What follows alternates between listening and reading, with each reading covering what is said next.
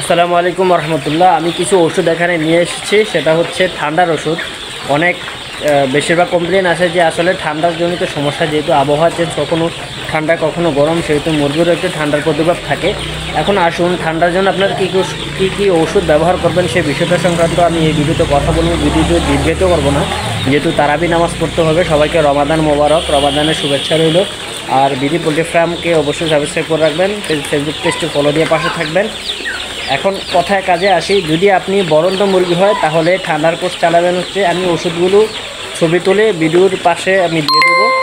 আর সেটা হচ্ছে, যদি বরন্ত মুরগি হয়, প্রাপ্তবয়স্ক মুরগি হয়, তাহলে আপনারা ঠান্ডার জন্য ডক্সিব্যাট চালাবেন। আর যদি নাকে সর্দি মুরগি থাকে, গলা খরখর করে, তাহলে রেসপ্রোফিট চালাবেন। দুইটা একসাথে চালাবেন।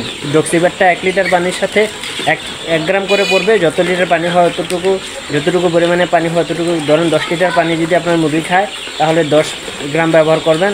আর যদি 100 গ্রাম পানি খায় তাহলে এখানে 100 গ্রামের আছে, ডক্সিব্যাটও আছে। এই 100 গ্রামের প্যাকেটগুলো ব্যবহার করতে পারেন। আর রেসপ্রোফিটটা হচ্ছে আপনার 3 লিটারে 1 গ্রাম করে ব্যবহার হবে।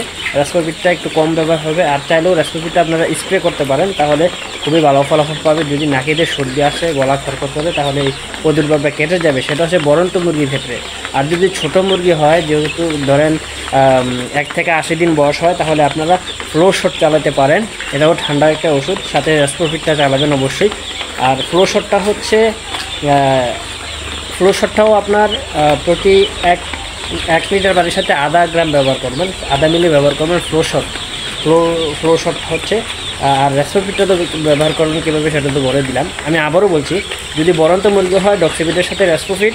আর যদি ধরেন 1 থেকে 80 দিন বয়সের যদি মুরগি হয়, মোরগ হয়, তাহলে দিবেন ফ্লো শটের সাথে রেসপ্রোফিট। সকালে ভালো থাকুন, সুস্থ থাকুন, বিডি পোল্ট্রি ফার্মের সাথেই থাকুন।